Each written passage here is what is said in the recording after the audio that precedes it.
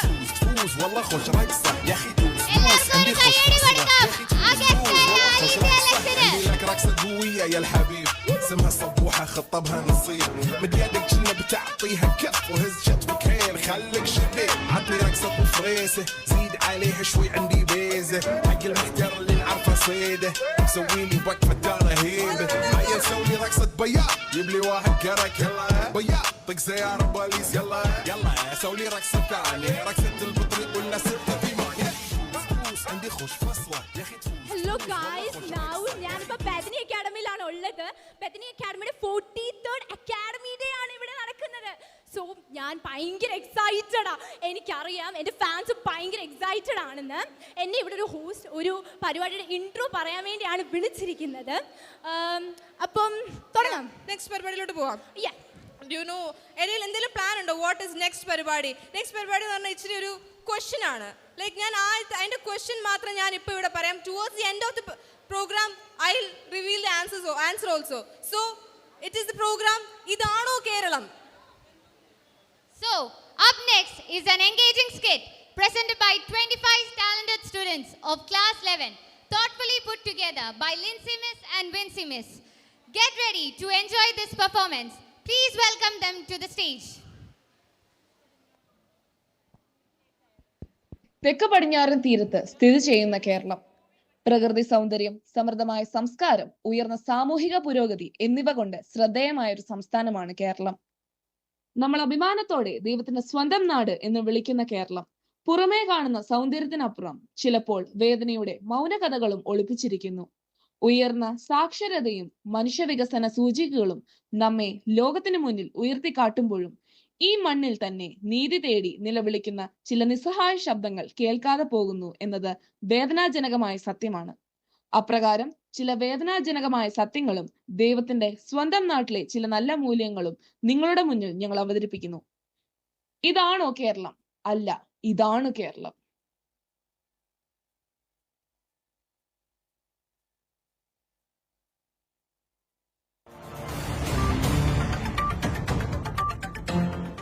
പ്രധാന വാർത്തകൾ. വനത്തിൽ ഒരു ഫോറസ്റ്റ് ഓഫീസറിനെ മരിച്ച നിലയിൽ കണ്ടെത്തിയിരിക്കുന്നു. പ്രതികൾ എന്ന് സംശയിക്കുന്നവരെ തെളിവുകളുടെ കുറവ് മൂലം വിട്ടയച്ചിരിക്കുന്നു. അപ്പൂപ്പാ, ഈ കേസ് എന്തുവാ? അത് ഞാൻ മോൾക്ക് പറഞ്ഞു തരാം.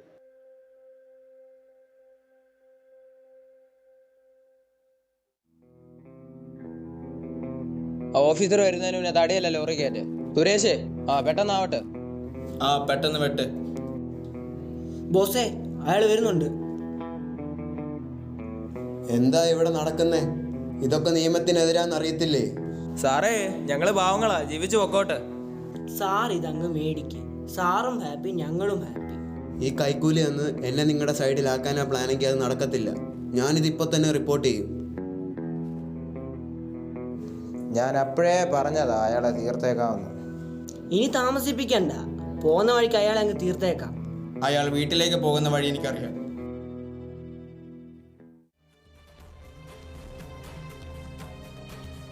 ഹോ, ഇന്ന് ഒത്തിരി ലേറ്റ് ആയിപ്പോയി.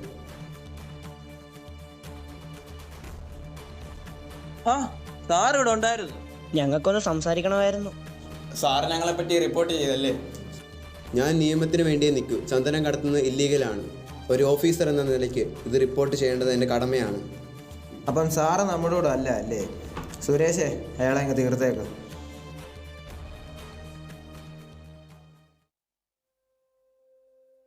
അമ്മ, അച്ഛൻ എപ്പോ വരും?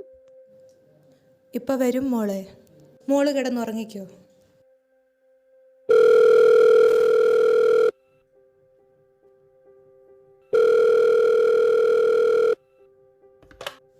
ഹലോ, ഇത് ബൽറാം സാറിൻ്റെ വീടല്ലേ? അതെ. ഒരു അർജൻറ്റ് കേസുണ്ട്, പെട്ടെന്ന് ഹോസ്പിറ്റലിലോട്ട് വരണം. ഹലോ, ഫോൺ വെച്ചോ? മോളെ എഴുന്നേക്ക്, നമുക്ക് പെട്ടെന്ന് പോണം.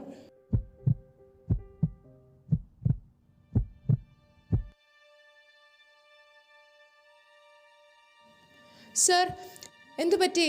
എന്തിനാ വിളിച്ചേ? ഐ എം സോറി, ബൽറാം പോയി. അയ്യോ, ഞാൻ എന്താ ഈ കേൾക്കുന്നേ? ഇതെങ്ങനെ സംഭവിച്ചു? ഞങ്ങൾക്കിനി ആരുണ്ട്?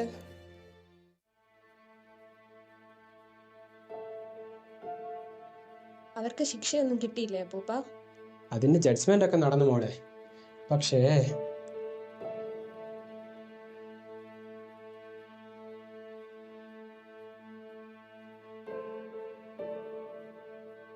യുവർ ഓണർ, ഈ നിൽക്കുന്ന 3 പേർ കാട്ടിൽ ചന്ദനം കടത്തുന്നത് തടയാൻ ശ്രമിച്ച ഇൻസ്പെക്ടറിനെ അതിക്രൂരമായി മർദ്ദിച്ച് കൊലപ്പെടുത്തിയിരിക്കുന്നു.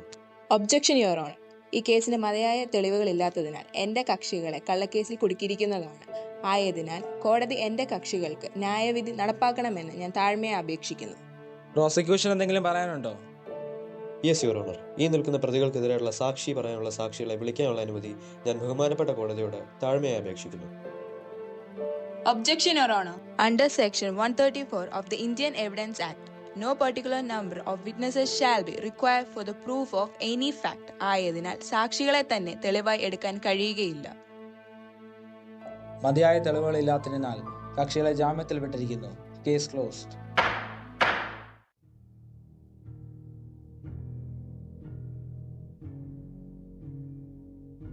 സാറേ, നന്ദിയുണ്ട് കേട്ടോ. ഇനിയും വരണം കേട്ടോ. എന്നാ സാറേ, ഞങ്ങളങ്ങോട്ട് ഇറങ്ങട്ടെ? ആയിക്കോട്ടെ. ഇതൊന്നും ഇവിടെ കൊണ്ട് തീരാൻ പോണില്ല. സാറ് ഇവിടെ ഉണ്ടായിരുന്നല്ലേ? നിങ്ങൾക്ക് ഇനി എന്നെ ഒന്നും ചെയ്യാൻ പറ്റത്തില്ല. അപ്പൊ ഇറങ്ങട്ടെ സാറേ?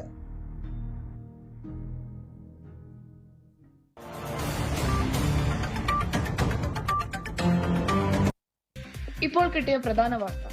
കോഴിക്കോട് താമരശ്ശേരിയിൽ വിദ്യാർത്ഥിയെ സഹപാഠികൾ തലക്കടിച്ചു കൊലപ്പെടുത്തി. താമരശ്ശേരി ഗവൺമെന്റ് സ്കൂൾ വിദ്യാർത്ഥി ഷാബാസ് ആണ് മരിച്ചത്. ഈ ടിവിയിൽ ഇങ്ങനത്തെ വാർത്തകളെ ഇപ്പൊ ഉള്ളു. അപ്പൂപ്പ, ഈ ഷഹബാസ് ആരാ? ഷഹബാസ് മോളുടെ പ്രായമുള്ളൊരു മിടുക്കം പയ്യനായിരുന്നു. ആ സംഭവം ഞാൻ മോക്ക് പറഞ്ഞു തരാം. എല്ലാം തുടങ്ങുന്നത് ഒരു സ്കൂൾ പ്രോഗ്രാമിലൂടെയാ.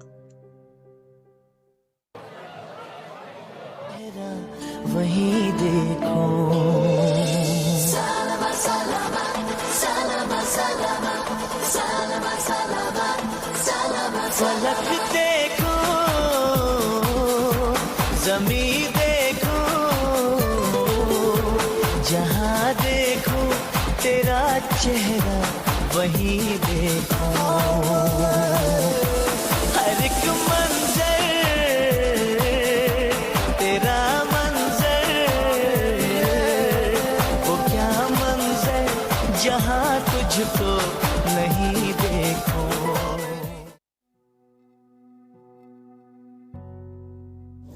നമ്മുടെ ഡാൻസ് സൂപ്പർ ആയിരുന്നല്ലേ? പിന്നല്ല, സീനിയേഴ്സിന്റെ ഡാൻസ് എന്തിനു കൊള്ളായിരുന്നു. എന്നാടാ സീനിയേഴ്സിനെ പറ്റി ഒരു സംസാരം? നിങ്ങൾ ഞങ്ങളുടെ പരിപാടി പോറാന്നല്ലേ പറഞ്ഞു. അതിന് ചൂടാവുന്ന എന്തിനാ? സീനിയേഴ്സാന്നൊക്കെ സമ്മതിച്ച്, പക്ഷെ റാഗിന് വന്നാലുണ്ടല്ലോ. ഷാബാസ് മര്യാദയ്ക്ക് സംസാരിക്കണം. ഓ, നമുക്ക് കാണാം. നമുക്ക് അവനെ ഒന്ന് കാണണ്ടേ? ഞാനും ഉണ്ട് കൂടെ. അവന്മാര് കാണാന്നൊക്കെ പറഞ്ഞിട്ട് ഇവിടെ ഒന്നും കാണുന്നില്ലല്ലോ. അയ്യോ, അത് സീനിയേഴ്സ് അല്ലേ? അതെ, സീനിയേഴ്സ് തന്നെ. നിങ്ങൾ വിചാരിച്ച നമ്മളിത് മറന്നു പോയത്?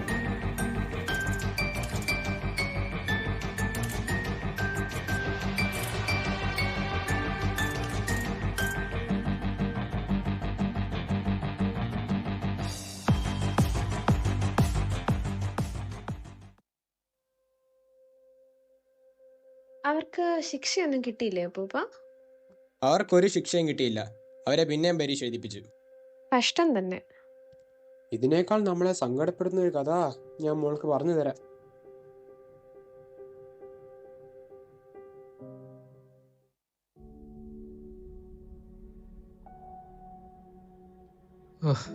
എന്തൊരു വിശപ്പാ.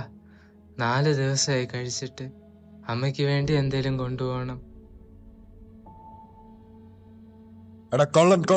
പിടിക്കണവനെ. ഇവൻ ഇപ്പോഴും ഇങ്ങനെ തന്നെയാണോ? അയ്യോ ചേട്ടാ, ഞാൻ മോഷ്ടാവല്ല. ഞാൻ വിശപ്പ് കാരണം അരി എടുത്തതാ. അമ്മയ്ക്ക് വേണ്ടിയായിരുന്നു. പിന്നെ പല കുറെ തന്നെ ഞങ്ങൾ കണ്ടിട്ടുണ്ട്. ഞാനും ഒരു മനുഷ്യനല്ലേ, എന്നെ വെറുതെ വിടാണ്.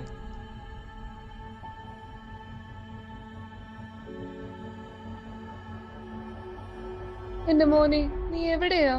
ദൈവമേ, ഇന്നും പട്ടിണിയാക്കല്ലേ.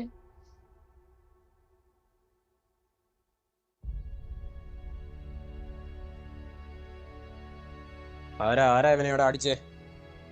ഇവൻ കള്ളനാ സാറേ, ഇവൻ ഈ കടയിൽ നിന്ന് അരി മോഷ്ടിച്ചു. സാറേ, ഞാൻ മോഷ്ടാവല്ല, ഞാൻ ജീവിക്കാൻ ശ്രമിച്ചതാണ്. കഴിഞ്ഞ 4 ദിവസമായി വീട്ടിൽ പട്ടിണിയായിരുന്നു. അയ്യോ, പെട്ടെന്ന് ആശുപത്രിയോട് കൊണ്ടുപോ.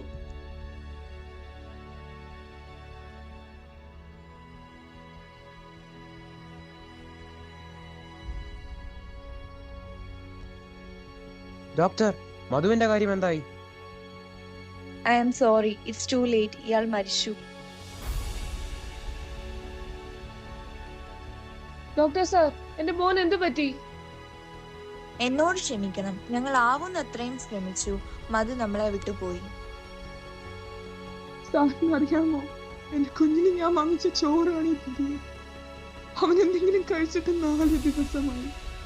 അവനൊന്നും ചോറ് വാരി കൊടുക്കാൻ പോലും എനിക്കായില്ല. നീ മോഷ്ടാവല്ല മോനെ, നീ എന്റെ കുഞ്ഞാണ്, എന്റെ ലോകമാണ്. എന്റെ കുഞ്ഞിനെ എല്ലാം കൂടി കൊന്നു കളഞ്ഞല്ലോ ദൈവമേ.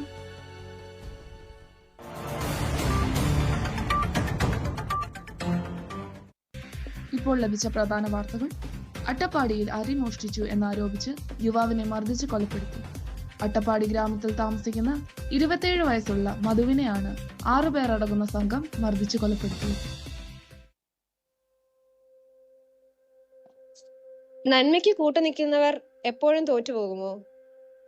അയ്യോ, ഒരിക്കലുമില്ല. നന്മ എപ്പോഴും ജയിക്കും. സത്യം വെളിപ്പെട്ട, നീതി നടപ്പിലാക്കിയ ഒരു കേസാണ് നന്തങ്കോട് കൊലക്കേസ്.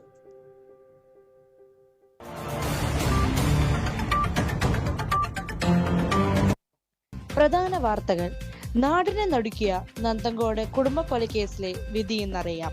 പ്രതിയെ എന്ന് പറയപ്പെട്ട വ്യക്തിയെ കോടതി മുൻപാകെ ഇന്ന് ഹാജരാക്കും.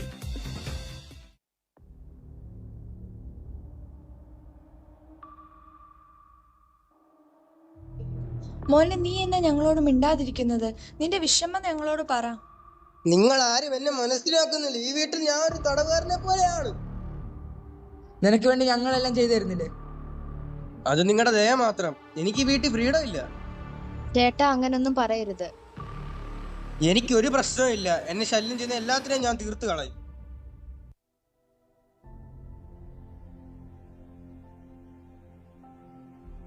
സാർ, ഈ കേസിനെ കുറിച്ച് എന്താണ് സാറിന്റെ അഭിപ്രായം?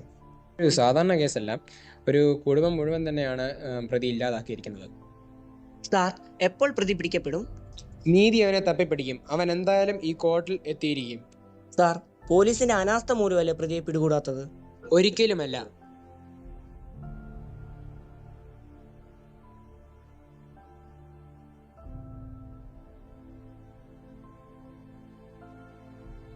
മൈ ലോർഡ്, ഈ കേസ് മനുഷ്യ മനസാക്ഷിയെ നടക്കുന്നതാണ്. സ്വന്തം കുടുംബത്തെ ഇല്ലാതാക്കിയ പ്രതി ദയക്ക് അർഹനല്ല. സയന്റിഫിക് എവിഡൻസ്, സർക്കംസ്റ്റാൻസസ്, കൺഫെഷൻ എല്ലാം പ്രതിയെ സൂക്ഷിക്കുന്നു. മൈ ലോർഡ്, എന്റെ കക്ഷി മെന്റൽ സ്ട്രെസ്സിലായിരുന്നു. അദ്ദേഹം ഒരു രോഗിയായിരുന്നു. സ്ട്രെസ് എന്നുള്ളത് ക്രൈമിന് ഒരു ജസ്റ്റിഫിക്കേഷൻ അല്ല. ഒരു ജീവൻ പോയെങ്കിൽ നിയമം സംസാരിക്കണം. ഈ കേസ് ഒരു വ്യക്തിഗത ദുഃഖത്തേക്കാൾ വളരെ വലുതാണ്. ഇത് സമൂഹത്തിനുള്ള ഒരു മുന്നറിയിപ്പ് തന്നെയാണ്. ബന്ധം, രക്തം, കുടുംബം, നിയമത്തിന് മുന്നിൽ എല്ലാം സമാനം. പ്രതിയെ കുറ്റക്കാരനെന്ന് വിധിക്കുന്ന തെളിവുകളുടെ സമർപ്പണത്താലും പ്രോസിക്യൂഷൻ വിഭാഗത്തിന്റെ ന്യായമായ വാദങ്ങളാലും അതിനോടൊപ്പം തന്നെ ഈ കേസിന്റെ ഗൗരവം മനസ്സിലാക്കി പ്രതിയെ ജീവപര്യന്തം കഠിന തടവിനു ശിക്ഷിക്കുന്നു.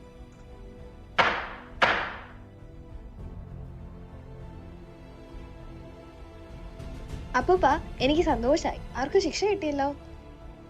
അതേ മോളെ, എന്നാ മോക്ക് ഇനി സന്തോഷം തരുന്നൊരു കാര്യം ഞാൻ പറഞ്ഞു തരാം. അതെന്താ അപ്പൂപ്പ? അതുണ്ടല്ലോ.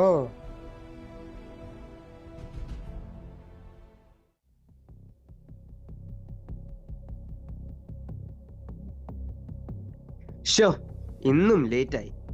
പെട്ടെന്ന് സ്കൂളിൽ കയറണം. റോഡിൽ ഫുള്ളും ട്രാഫിക് ആണല്ലോ. പെട്ടെന്ന് റോഡ് ക്രോസ് ചെയ്യാം.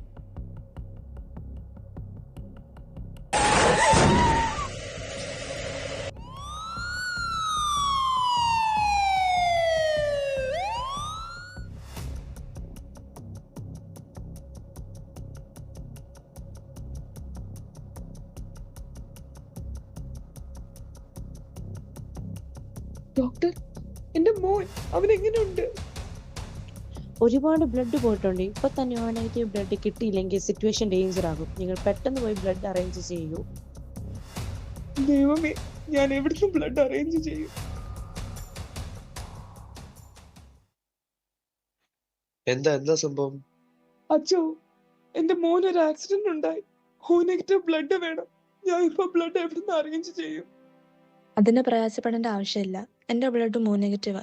ഞാൻ റെഡിയാ തരാൻ. എന്റെ ബ്ലഡ് O നെഗറ്റീവാ. ഞാൻ അത് പറയാൻ വരുമായിരുന്നു. എന്റെ ബ്ലഡ് ഗ്രൂപ്പ് O നെഗറ്റീവ് ആണ്. പക്ഷെ നിങ്ങളെല്ലാം വേറെ മതത്തിൽ നിന്നല്ലേ? ഇപ്പൊ ഇവിടെ ഒരു മതവുമില്ല ചേച്ചി. സഹോദരി, നിങ്ങൾ പറഞ്ഞത് ശരിയാ. നമ്മളെല്ലാവരും പല മതത്തിൽപ്പെട്ടവരാ. പക്ഷെ ഇപ്പം ജനിച്ചു വീണ മതമോ ഇട്ടിരിക്കുന്ന ഉപ്പായത്തിനുള്ള പ്രസക്തിയില്ല. നമ്മളെല്ലാവരും മനുഷ്യരാണ്. എന്റെ ചേച്ചി, ജീവൻ രക്ഷിക്കുമ്പോ മതമെല്ലാം ഒന്നാണ്. ഞങ്ങൾ ചേച്ചിയുടെ മോനെ ബ്ലഡ് കൊടുക്കാം.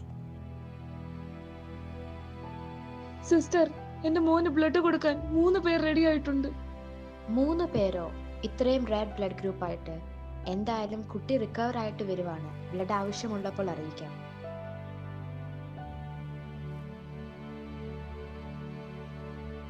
ഇപ്പോൾ ഡേഞ്ചർ മാറി. പേഷ്യന്റ് സേഫ് ആണ്. എനിക്ക് നിങ്ങളുടെ പേരോ നാടോ ഒന്നും അറിയില്ല. പക്ഷെ നിങ്ങളോട് ഒരുപാട് നന്ദിയുണ്ട്. ഈ കൊച്ചു കേരളത്തിൽ നമ്മളെല്ലാം ഒന്നാണ്. ചേച്ചി പേടിക്കണ്ട. മോൻ എത്രയും പെട്ടെന്ന് സുഖമാകട്ടെ. നമുക്കെല്ലാവർക്കും ഒരൊറ്റ മതമേ ഉള്ളൂ. അതാണ് സ്നേഹം. തീർച്ചയായും സ്നേഹവും സമാധാനവുമാണ് കേരളത്തിന്റെ ആത്മാവും ശ്വാസം. എന്ന് ഞങ്ങൾ ഇറങ്ങട്ടെ ചേച്ചി. പോയിട്ട് തിരക്കുണ്ട്. ഒരുപാട് നന്ദിയുണ്ട്.